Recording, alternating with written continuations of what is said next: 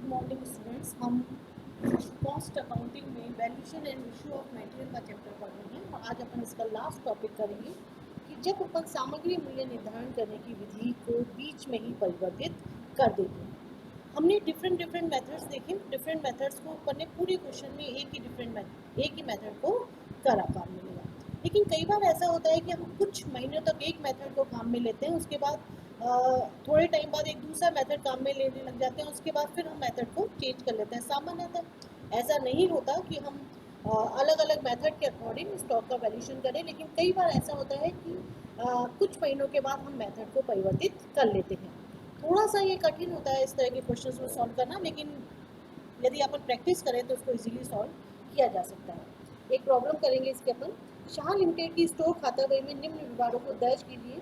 15 जनवरी 2019 को received 250 unit, costing ₹312.50। इस question में कॉस्टिंग दे रखा है। अभी तक अपन ने जितने भी क्वेश्चंस किए थे उसमें पर यूनिट रेट दे रखा होता था, लेकिन यहाँ पे पर यूनिट रेट हमें नहीं दे रखा। हमें खुद को पर यूनिट रेट कैलकुलेट करना पड़ेगा। तो पर यूनिट रेट कैलकुलेट करने का तरीका ये होगा कि अमाउंट का जो कॉलम होगा उसको डिवाइड कर देंगे क्वांटिटी से, तो हमारे पास रेट आ जाएगी। पूरे क्वेश्चन में अपन इसी तरह से करते चलेंगे। 21 फरवरी को हमारा रिसीव्ड थी 100 यूनिट, कॉस्टिंग की थी उनकी 130। 24 मार्च को था हमारा रिसीव 50 यूनिट, कॉस्टिंग थी ₹67.50।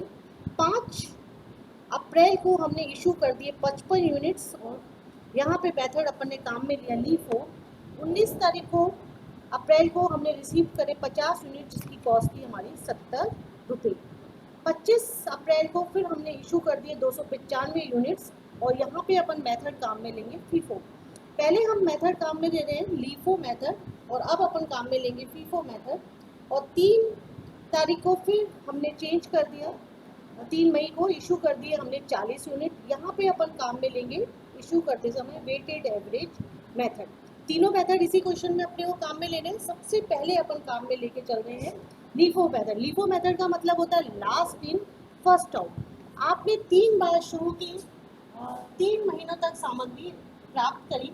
15 जनवरी को हमने जीआर नंबर इस क्वेश्चन में दे रखा है, तो हमने एक कॉलम जीआर नंबर का भी बना दिया। अभी तक अपन 3 बनाते आए थे, यहाँ पे अपन ने बना लिए 4। इसी प्रकार से इशू पे भी हमने 4 बनाए और बैलेंस में हमने सिर्फ 3 ही बनाए, जैसे अब तक आप लोग बनाते आ रहे थे।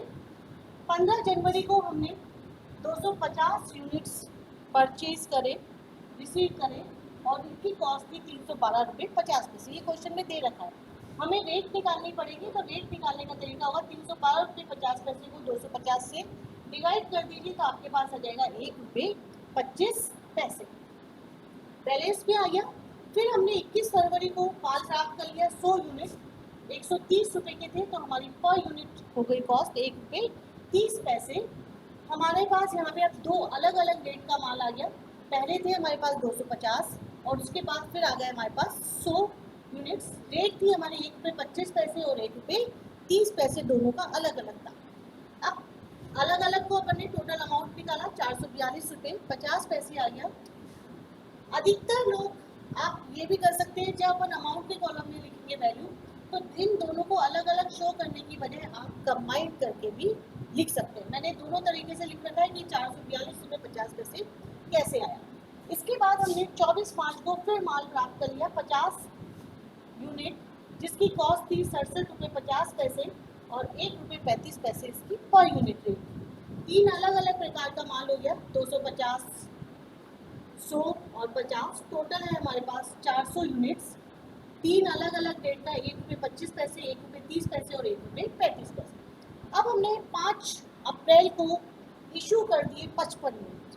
5 अप्रैल को जब अपन इशू कर रहे हैं 55 यूनिट्स, तो उस स्थिति में यदि हमारा लीफो मेथड होता तो हम टोटल 55 यूनिट किस में से इशू कर देते, 250 में से कर सकते थे। लेकिन यहाँ पर लीफो नहीं, बल्कि हमें फीफो पे करते हैं अपन 250 से, और लीफो मेथड के अंतर्गत अपन नीचे से चलेंगे। तो सबसे पहले इशू करेंगे अपन 50 यूनिट्स ₹1.35 वाले, और फिर 100 में से लिया जाएगा। लीफो का मतलब होता है जो सबसे आखिरी में माल आया उसमें सबसे पहले अपन इशू करते हैं। तो पहले 50 लिया, 5 यूनिट अपन ने ले लिए 100 में से, ₹1.30 और टोटल आ गई हमारी कॉस्ट ₹74। इसके बाद 250 तो एक्स्ट्रा रहे अपने, 100 में से 5 चले गए तो शेष कितने बच गए? 95, और रिमेनिंग 50 को अपन इशू कर चुके हैं। तो अब आपके पास टोटल यूनिट्स होगा 345, ₹1.25 वाले और ₹1.30 वाले, और टोटल वैल्यू हो गई हमारी थी ₹436। इसके बाद 5 तारीख के बाद 19 तारीख को हमने फिर माल प्राप्त कर लिया। 19 अप्रैल 2019 को हमने माल प्राप्त किया 50 यूनिट्स, जीआर नंबर है 418, 50 यूनिट, और इनकी कॉस्ट थी ₹70। रेट हो गई हमारी ₹1.40। 70 को यदि अपन 50 से डिवाइड करेंगे तो आपका आएगा ₹1.40। अब इशू तो कुछ भी नहीं करा इस गेट को, इशू के अपन में डैश डाल देंगे। बैलेंस में पहले 250 लिखेंगे आप, फिर उसके बाद आएगा 95, और नया माल आ गया आपका 50 यूनिट्स। टोटल हो गए हमारे पास 395 यूनिट्स।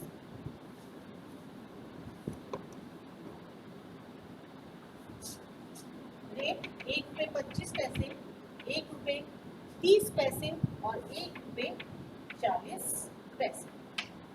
₹312.50, ₹123.50 और 50 की थी ₹70, और तीनों का यदि अपन टोटल करेंगे तो आपके पास आ जाएगा ₹506।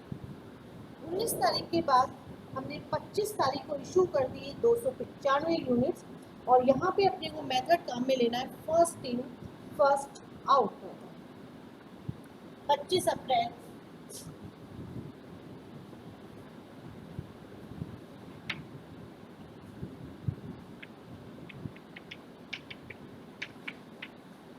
हमने इशू करा 295 यूनिट्स,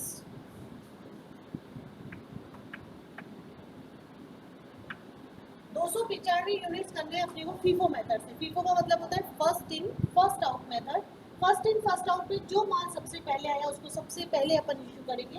तो सबसे पहले अपन इसमें से लेंगे 250 यूनिट्स, ₹1.25 से ₹312.50।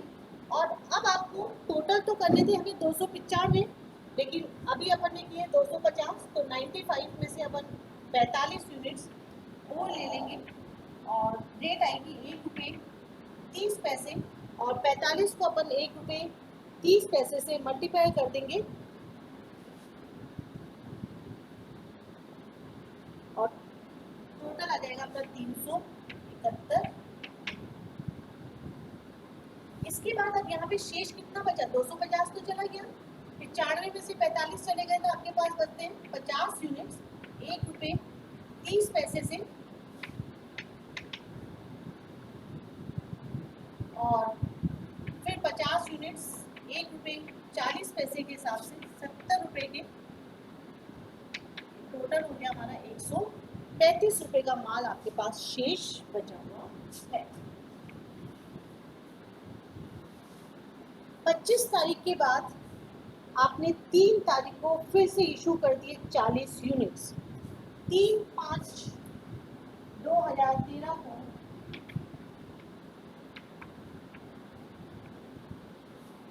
3 तारीख को फिर हमने इशू कर दिया 40 यूनिट, और 40 यूनिट जो अपन इशू कर रहे हैं उसके लिए ये कहता है आपसे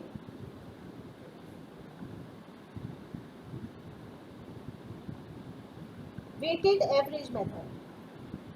1/5/2013 से ये निश्चित किया गया कि निगमन का मूल्य भारित औसत विधि के आधार पर लगाया जाए। 19 वैसे मैं काम में लेके चल रही हूँ तो अपन 19 ही पढ़ के चलेंगे।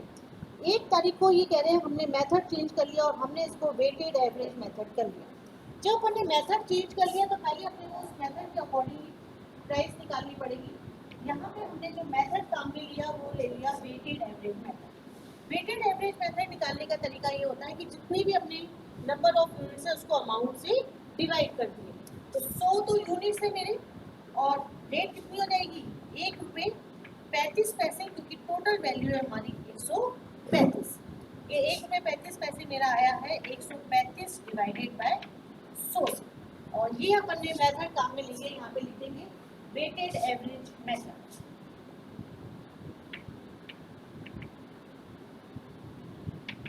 वेटेड एवरेज मेथड, जिससे अपन ने वैल्यू निकाली है स्टॉक की।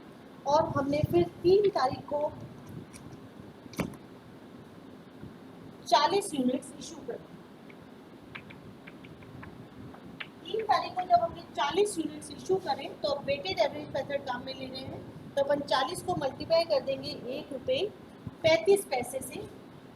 40 यूनिट्स 1 रुपये 35 पैसे से, यदि आप 40 को 1 रुपये 35 पैसे से मल्टीप्लाई करेंगे तो आपका आएगा 54।